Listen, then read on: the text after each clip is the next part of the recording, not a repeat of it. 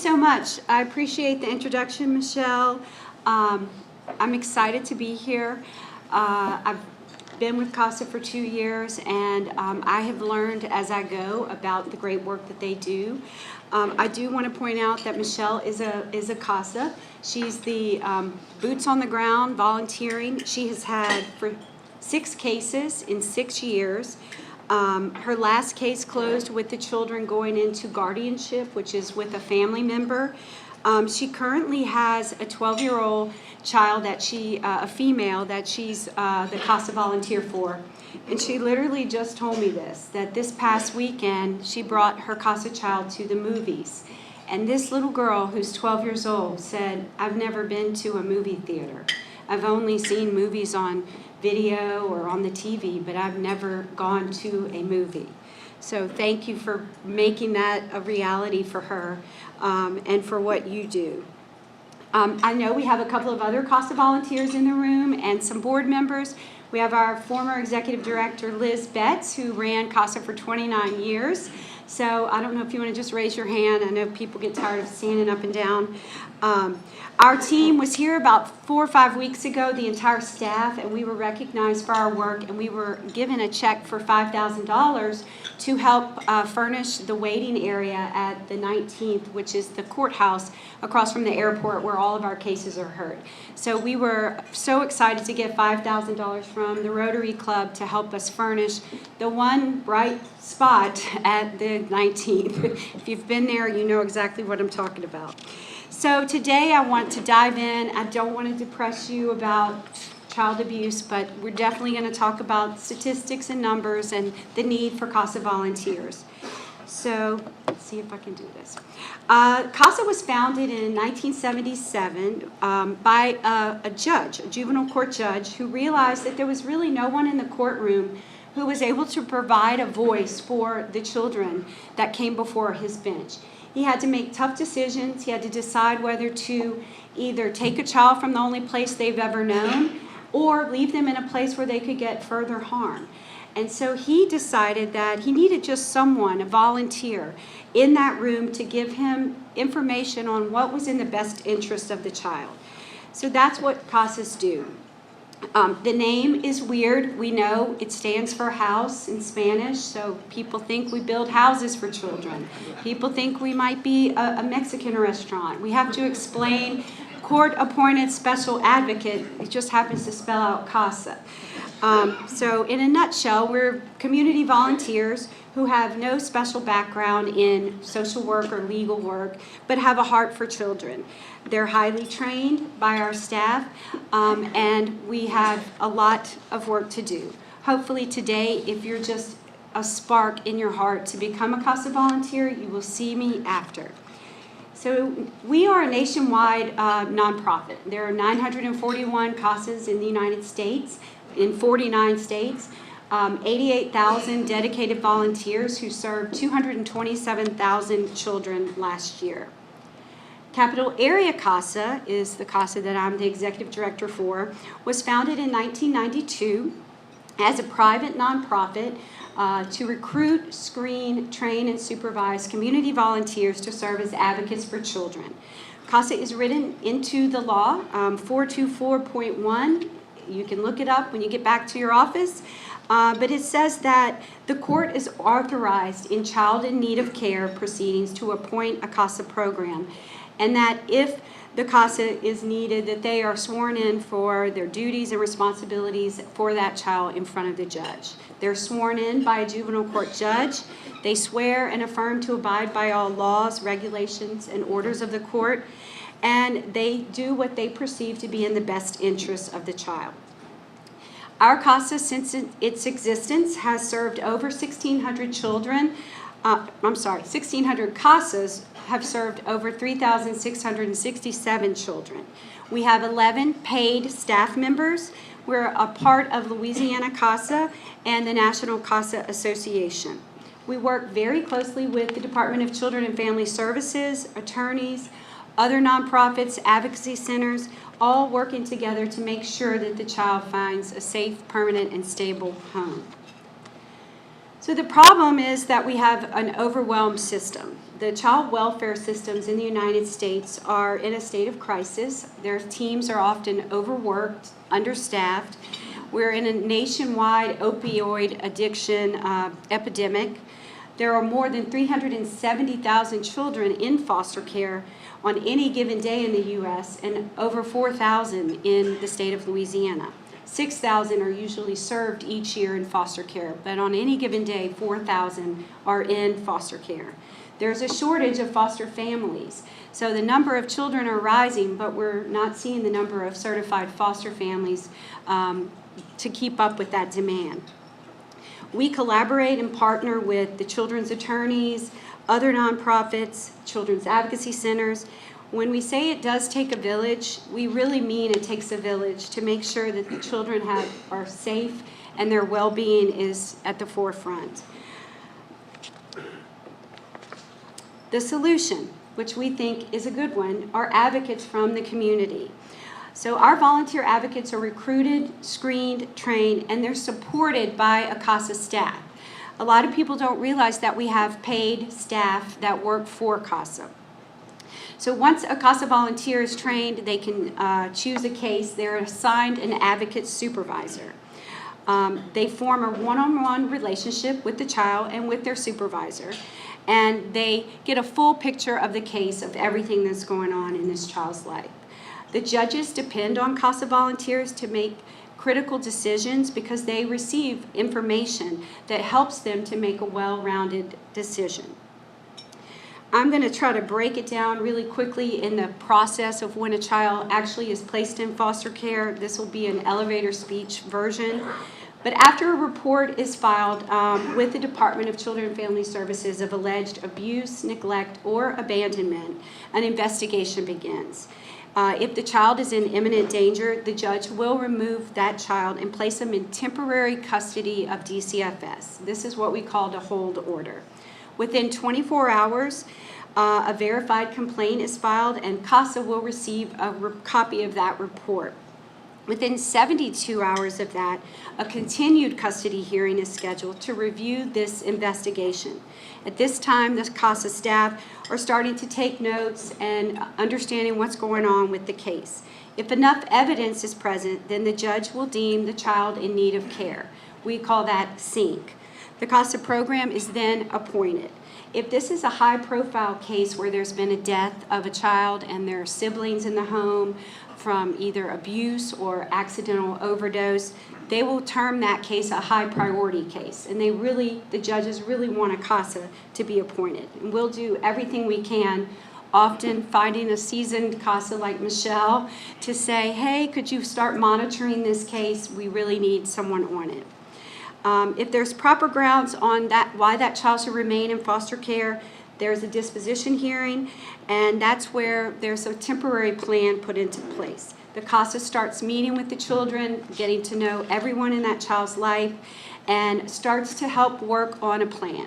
We always train our CASAs that reunification is the best, and so sometimes the judge will order some services for the family, whether that's substance abuse treatment, parenting classes, job skills, housing assistance, food assistance.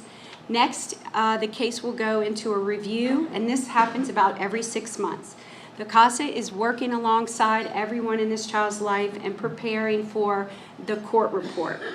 After 12 months, and that would be a short case, you should have a permanency plan in place.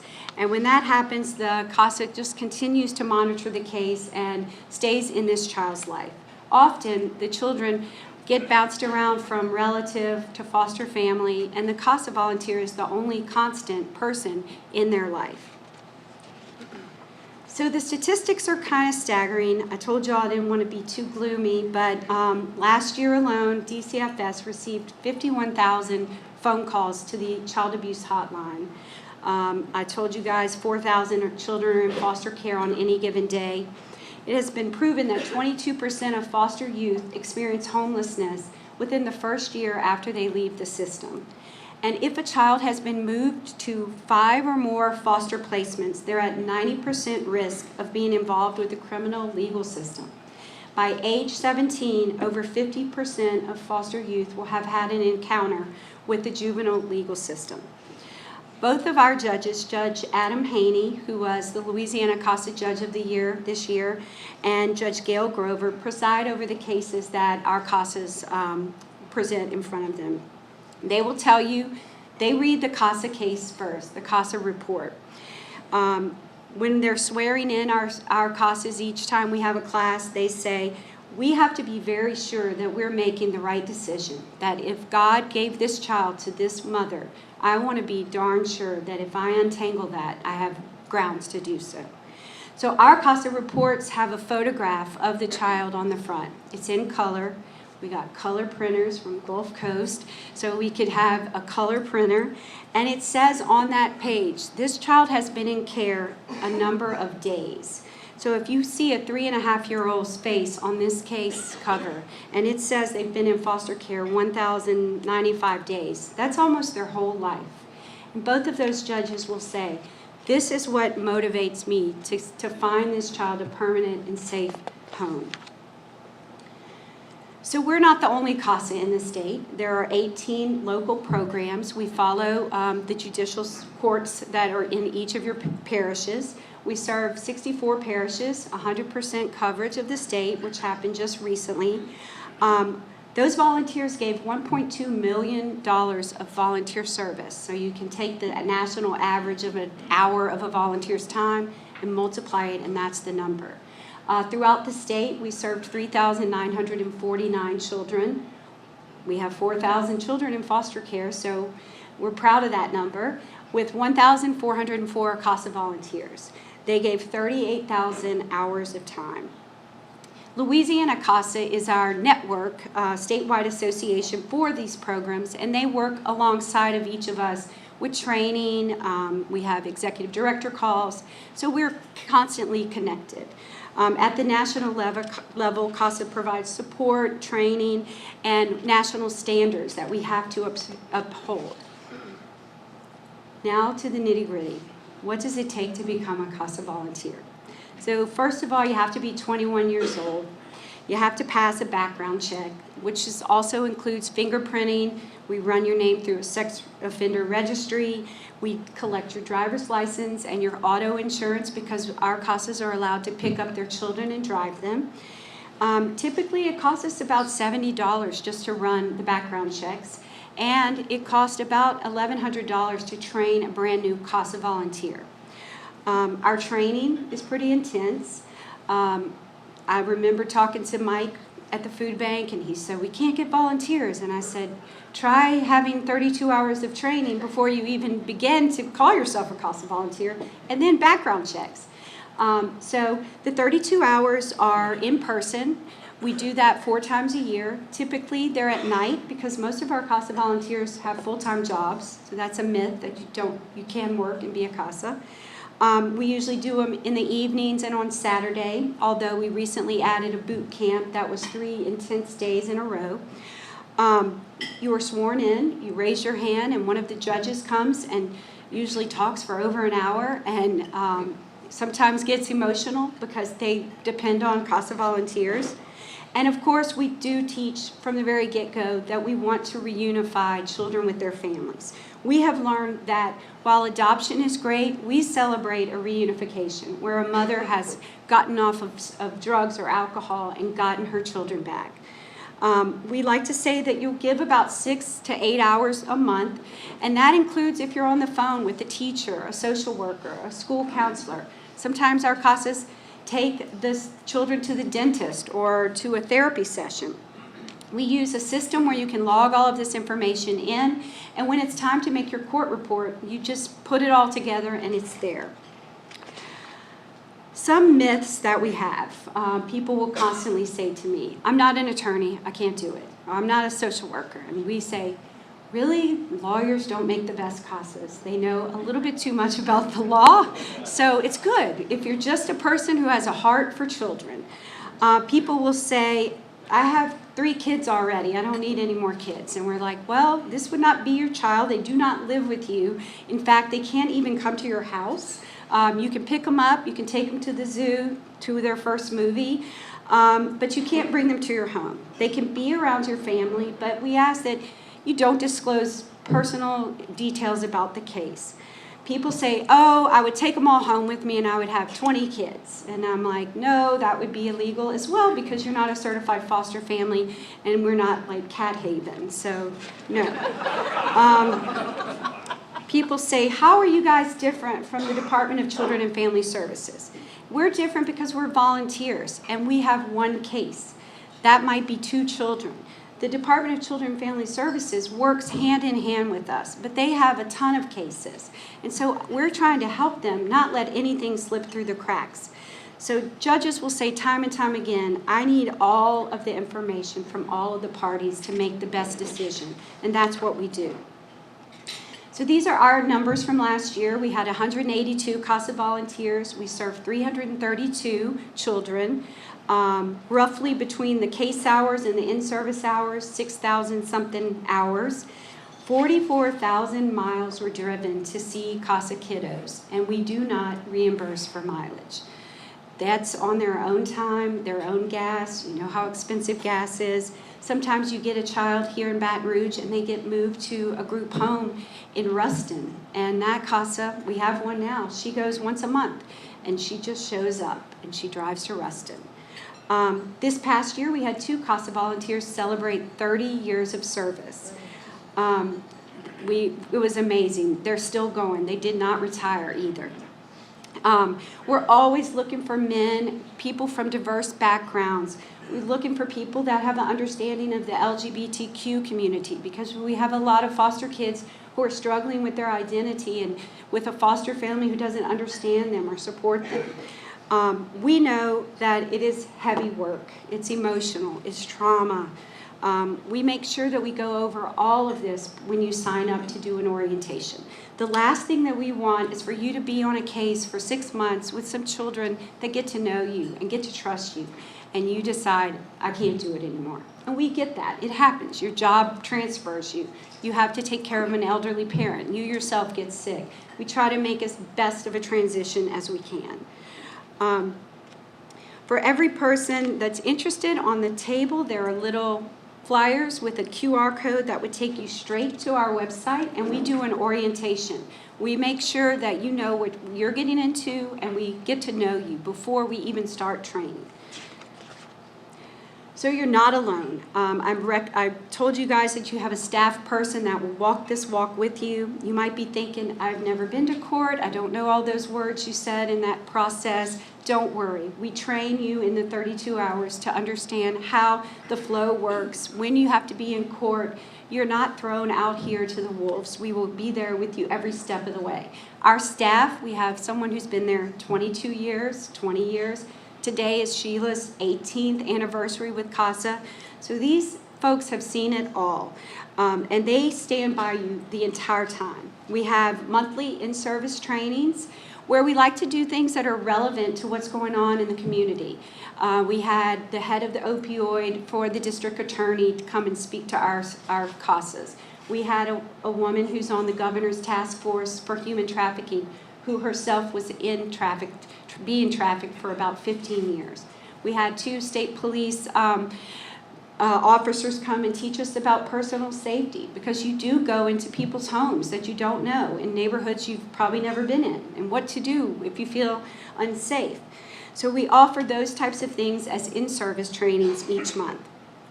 All of our cases are heard across from the airport where the juvenile detention center is, where they're going to have a really nice waiting area. But our volunteers can live anywhere. There's 18 CASAs. If you live in Prairieville and you decide, I work in Baton Rouge and I'd rather have a CASA kid close to my office, you can choose to be a CASA with us. We do not get into turf wars with our other CASAs. We will share their information. You would be surprised how many people in LA put their name in on our orientation site. And we're like, wrong LA.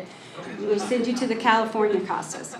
But we don't want to take a CASA from a program that has children who needs it. So we will share that information. Because of confidentiality, obviously we ask that if you are married and you go home and you've had a rough day, sure, you're going to want to vent and you want to get that off your heart, but try to not release information or details about the child that you serve. Our children range in age from 18 down to birth. You can indicate, you know, I'm a NICU nurse. I don't want to see any more hurt babies, so I want a teenager. You can say, I don't want to drive that far. I want a CASA in this part of the town, and we will find you one. Don't worry. And because you can drive your CASA, a lot of families who have multi-children in different foster homes, those two CASAs will say, it's going to be our mission to make sure these siblings have a relationship. We're going to meet on Sunday at the park, and we're going to make sure these three, these two, and this one are going to all have a relationship with each other. So when the advocate says yes, CASA says yes. We have a Facebook page that's private for our CASA volunteers. We have a newsletter. We have fun things that happen as well.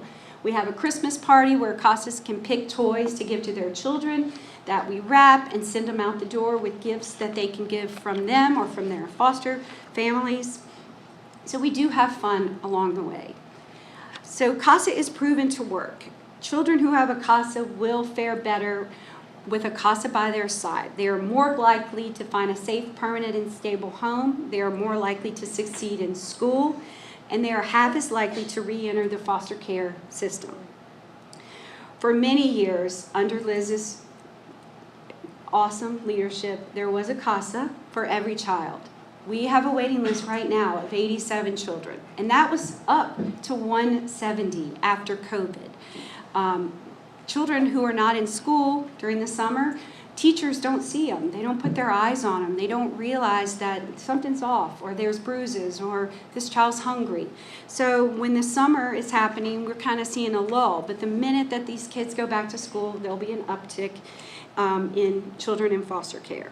And unfortunately, when a high-profile case, a death, or an accidental ingestion of drugs is in the news will call and say, look, we want to get some information about what you guys do. Don't let that be the reason that you say, you know what, I'm gonna commit to becoming a CASA because I saw this child recently passed. Do it before then. You can help us change a child's story just by advocating for them. So with all that said, I get it. It's not for everybody, but there's other ways to get involved. You can invite me, and I can tone this down to 5 minutes to speak at your office. You can hang a flyer in your kitchenette at your office. You can come and volunteer. We have 22 board members. We have committees. Something exciting that just happened is we just passed a new law that was the brainchild of Mr. Rolf McAllister, myself, Amanda Moody, and Representative Barbara Freiberg, that if you serve on jury duty, we speak there every single Monday morning, you can now check a box to donate your per diem for serving that day straight to CASA. So we have a 2-year pilot program that we're trying to see how it goes. So that was fun, getting to see a really feel-good bill that had, I think, 40 co-authors. Just exciting time for us. So next time you're called to jury duty, don't fret. You can donate your $17 straight to CASA. Right now we have an Amazon wish list for school supplies, and we do the same thing for Christmas. And then we have our big fundraiser coming up in August. I do want to show you there are some fun things that have happened. We don't just have sad stories, but we swear our CASAs in, and they get to be a close-knit group. Some of them create their own group me, and they're the class of XYZ, and they bond. We've had trunk or treat in the parking lot. We've had St. Patrick's Day leprechaun fun. We had a CASA carnival out at Blue Cross in the parking lot, and while you would think the cotton candy and the hot dogs were the highlight, it was the fire truck spraying water all over children. And sort of angry CASAs because they didn't have towels. So Michelle's kids were soaked. So we learned our lesson that if we're going to have a t-shirt, next year we'd have a towel. If you have a skill or a talent, we're always looking for someone to do art or to play a guitar, teach them some kind of skill or some kind of fun craft. That's an adoption, but the prior photo of the lady with the 2 kids, those were her niece and nephew that she adopted. So we do have fun, and we often do these things once a month or a couple times a year, so it's not all, sad stories. Again, thank you all for having me. I would love for you to take a card and try to sign up to see if you're interested and help us to change just one child's story. Thank you.